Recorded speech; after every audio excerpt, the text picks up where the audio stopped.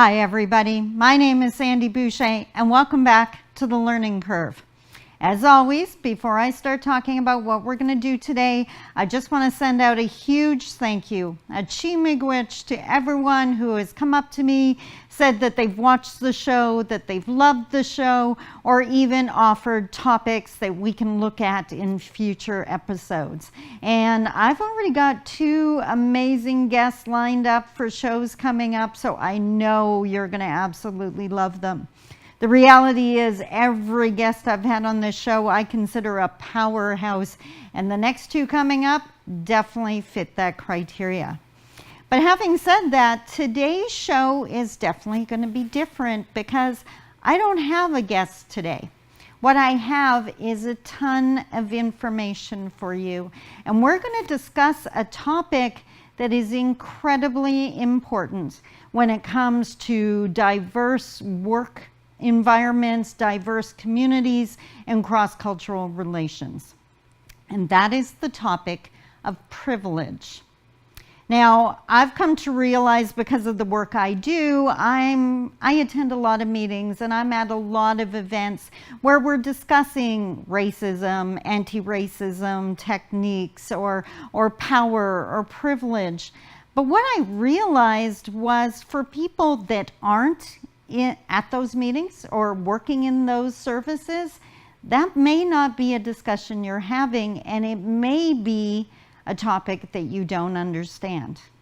Now, I've met a lot of people that when we start talking about the fact that they have privilege, they get quite upset about that. They are the first to remind us that they've worked incredibly hard for everything that they've achieved in their lives, and that's true.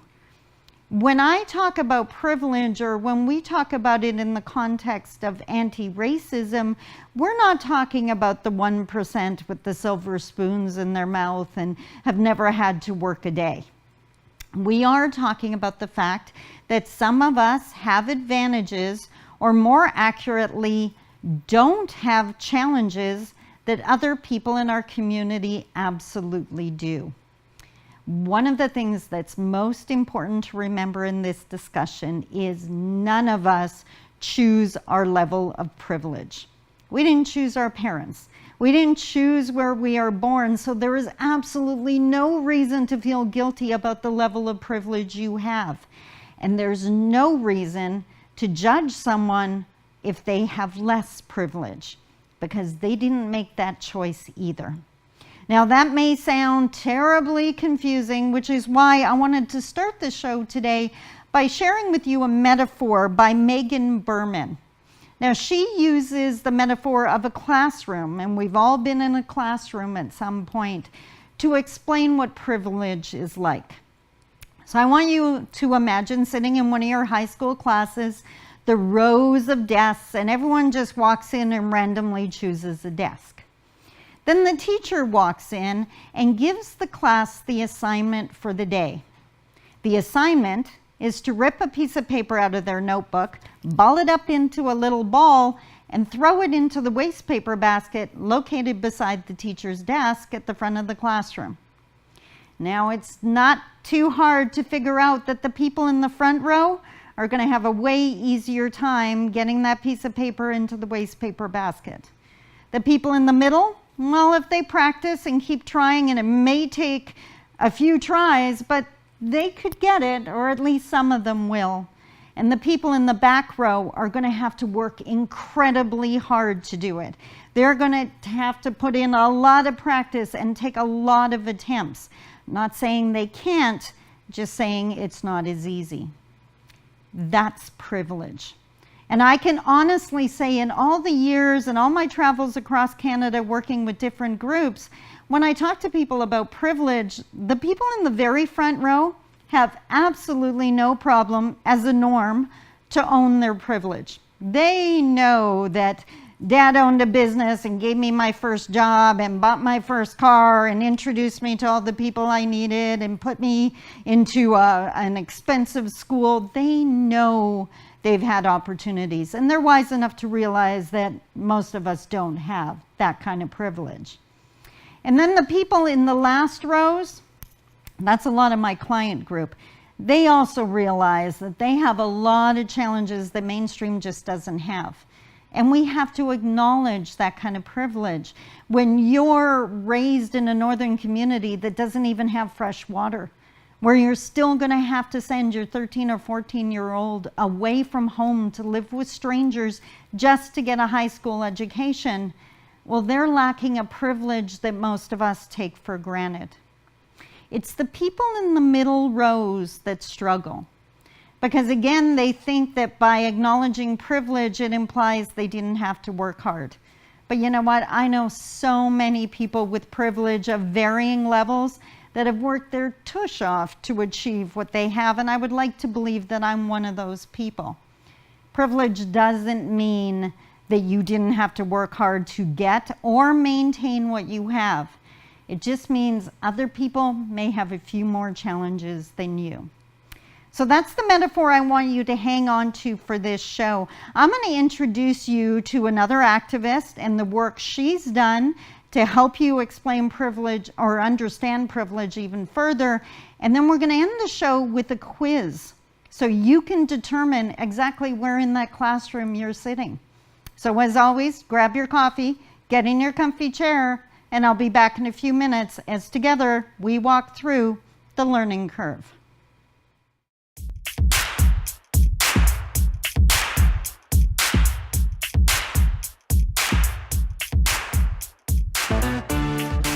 Hi everybody, Sandy Boucher here again, and welcome back to the Learning Curve. Now, as I mentioned before the break, we're going to be talking about privilege today, and I have a lot of information to share with you, so we're going to jump right in. But before I do that, I did want to mention that what I shared with you earlier can be found in a blog post by Megan Berman, and it's called How to Understand Privilege Using Scraps of Paper and a Trash Bin. To make it easy for you, I am going to post that link to that document on the Learning Curve Facebook page. So please just feel free to go to the Facebook page for any of the information I shared today, so you can use it in your future discussions.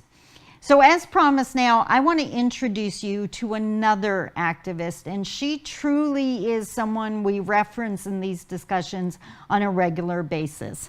So let me introduce you to Peggy McIntosh.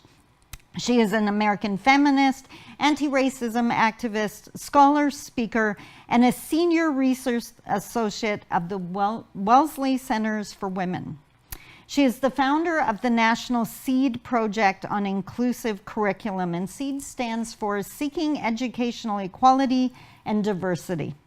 She and Emily Stile co-directed SEED for 30 years. She's written on curriculum revision, feelings of fraudulence, and professional development of teachers. But in 1988, she published the groundbreaking article, White Privilege and Male Privilege, a personal account of coming to see correspondences through work on women's studies. That analysis and its 1989 shorter version, White Privilege, Unpacking the Invisible Knapsack, pioneered putting the dimension of privilege into discussions of power, gender, race, class, and sexuality. She is the woman we reference on a regular basis, as I mentioned in my very first show about unpacking the suitcase or unpacking the knapsack. So now Peggy identifies privilege as an invisible package of unearned assets, which I can count on cashing in each day, but about which I was meant to remain oblivious. So if you don't understand privilege, or you didn't up to this point, don't be surprised. That was the intent. Now, she went on to say that white privilege is like an invisible, weightless knapsack of special provisions, maps, passbooks, codebooks, visas, clothes, tools, and blank checks. Now, she wanted to look at this further, and she realized that she was taught to see racism only in individual acts of meanness, not in the invisible systems conferring dominance of any group. So she decided to take this one step further and look at her own life and try to identify what privileges she had. Now, she knew she had to be careful when she did this work and looked at these effects because there was going to be a lot of things playing into it. She had chosen conditions that she thought, in her case, attached somewhat more to her skin color privilege than to class, religion, ethnic status, or geographic location, even though all of those factors are intricately entwined. So she started looking at her life, and she came up with a list of 21 privileges she could identify. And I wanted to share those with you today and really think of your experience, not from a place of guilt, but just a place of self-awareness. So for example, the first one she came up with, I can, if I wish, arrange to be in the company of people of my race most of the time. There is a comfort being around people that are like you.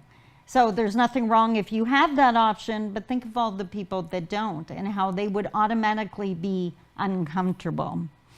The next one, I can avoid spending time with people who I was trained to mistrust and who have learned to mistrust my kind or me.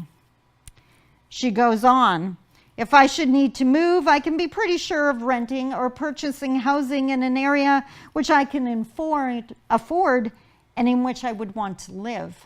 And even more importantly, I can be pretty sure that my neighbors in such a location will be neutral or pleasant to me, which is not a given for so many people. She goes on, I can go shopping alone most of the time, pretty well assured that I will not be followed or harassed. Talk to an Indigenous youth in this city and they're going to tell you another story. Number 6, I can turn on the television or open to the front page of the paper and see people of my race widely represented and not just in a negative light. Number 7, when I'm told about our national heritage or about civilization, I am shown that people of my color made it what it is. With all the discussions about Canada 150 happening right now, this is an important privilege to consider and discuss. Number 8, I can be sure that my children will be given curricular materials that testify to the existence of their race and not just as historical beings. Number 9, if I want to, I can be pretty sure of finding a publisher for this piece on white privilege. And I had that discussion with Dave Kreiderman here on the show, how he may be able to do a seminar called The White Problem, but I would be very hesitant to do that as an Indigenous woman. Number 10, I can be pretty sure of having my voice heard in a group in which I am the only member of my race. I can attest to just how often that happens. Number 11, I can be casual about whether or not to listen to another person's voice in a group in which she or he is the only member of his or her race. Number 12 was very eye-opening. I can go into a music shop and count on finding the music of my race represented, into a supermarket and find the staple foods which fit with my cultural traditions, and into a hairdresser's shop and find someone who can cut my hair. If you have Indigenous friends, ask them how challenging it is to find a hairdresser that can deal with the very thick, very coarse, poker straight hair of many Indigenous people.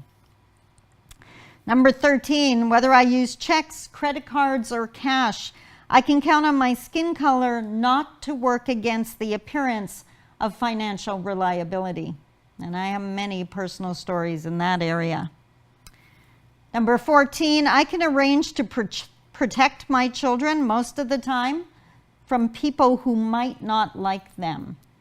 That is not the case for so many of our youth in the public school system. Number 15, I do not have to educate my children to be aware of systemic racism for their own daily physical protection. That is just not the journey of so many people in our city. There's nothing wrong with the fact that you have this privilege. Again, we just have to be aware that that is not a given for many people. Number 16, I can be pretty sure that my children's teachers and employers will tolerate them if they fit school and workplace norms. My chief worries about them do not concern others' attitudes toward their race. Number 17, I can talk with my mouth full and not have people put this down to my color. Number 18, I can swear or dress in secondhand clothes or not answer letters without having people attribute these choices to the bad morals, the poverty, or the illiteracy of my race. 19, I can speak in public to a powerful male group without putting my race on trial. Number 20, I can do well in a challenging situation without being called a credit to my race. And last but not least, I am never asked to speak for all the people of my racial group. You would be amazed how many people, including myself, that these privileges don't apply to. Some do, but not all. When we come back after the break, we're going to do a quiz and help you figure out which row in the classroom you're in, just so we can increase your awareness. So once again, sit back, go refresh your coffee, and we'll be back in a few minutes to continue walking through the learning curve.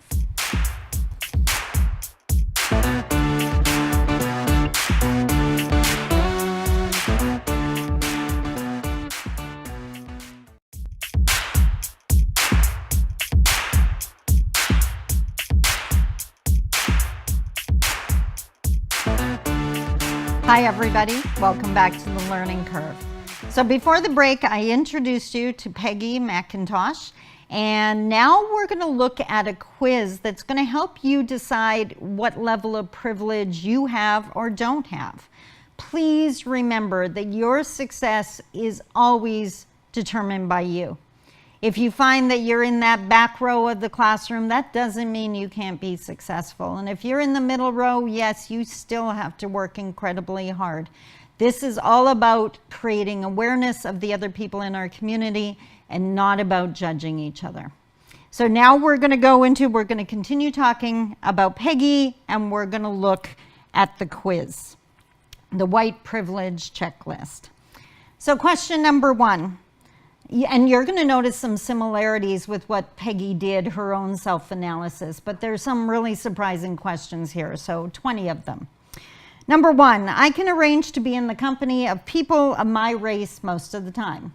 Yes or no? You can either put a check on a little piece of paper or just count on your fingers. Let's see how many you get out of 20.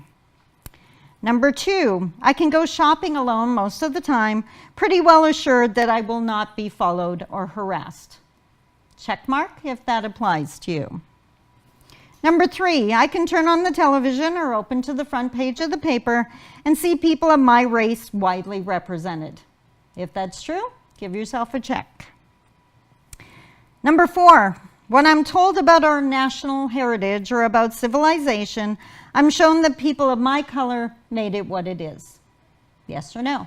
Give yourself a check if it applies. Number 5, I can be sure that my children will be given curricular materials that testify to the existence of their race. If that's true, count it as a check. Number 6, we mentioned this earlier, I can go into a music store and count on finding the music of my race represented, into a supermarket and find the food I grew up with, into a hairdresser's shop and find someone who can deal with my hair. If that's true, give yourself a check. Number 7, whenever I use checks, credit cards, or cash, I can count on my skin color not to work against the appearance of financial responsibility. If that's true, give yourself a check. Number 8, I am not made acutely aware that my shape, bearing, or body odor will be taken as a reflection of my race. When I first read this, I thought of all of those people who are described as strong or as plump or whatever, just because of the race that they belong to. We really have to be aware of this. So if that doesn't happen for you, give yourself a check. Number 9, I can worry about racism without it being seen as self-interested or self-seeking. If you have that privilege, give yourself a check. Number 10, I can take a job or enroll in a college with an affirmative action policy without having my coworkers or peers assume I got it because of my race. If you have that privilege, give yourself a check. Number 11, I can be late to a meeting without having the lateness reflect on my race.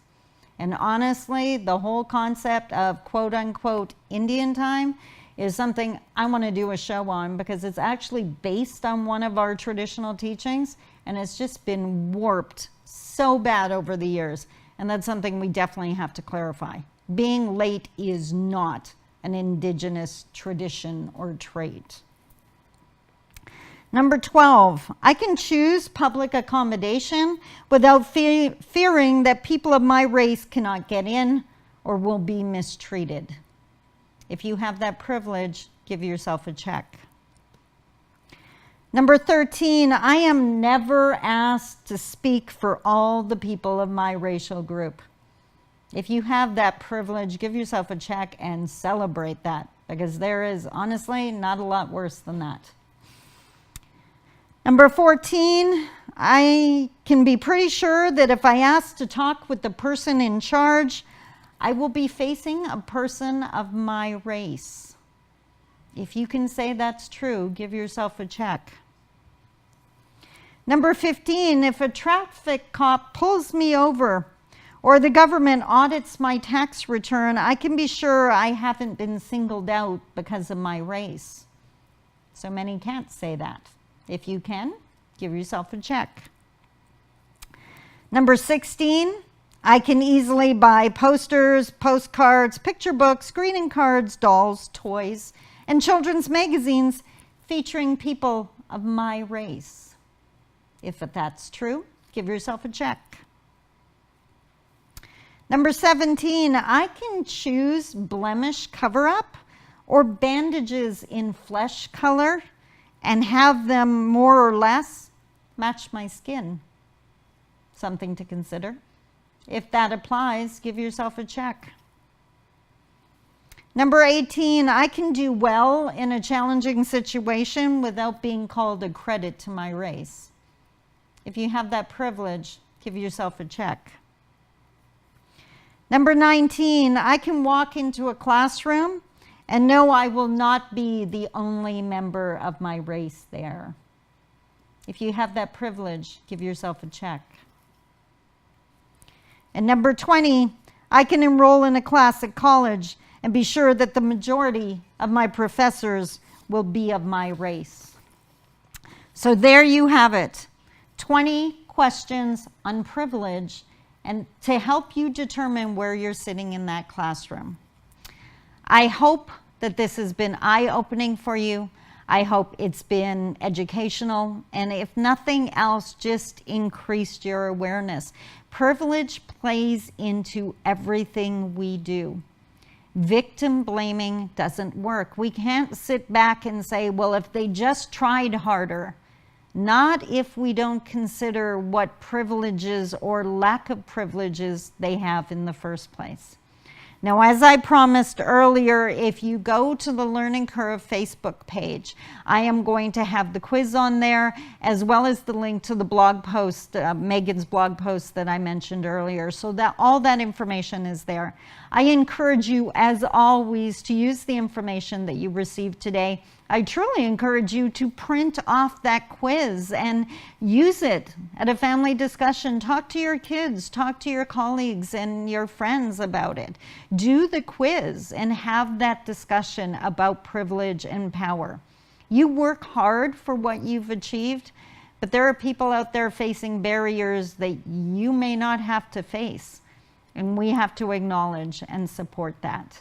so that together we can continue walking through the learning curve. As always, if you have questions, comments, feedback, feel free to email me at sandy.boucher@shaw.ca. Until next time, have a great day. Bye-bye.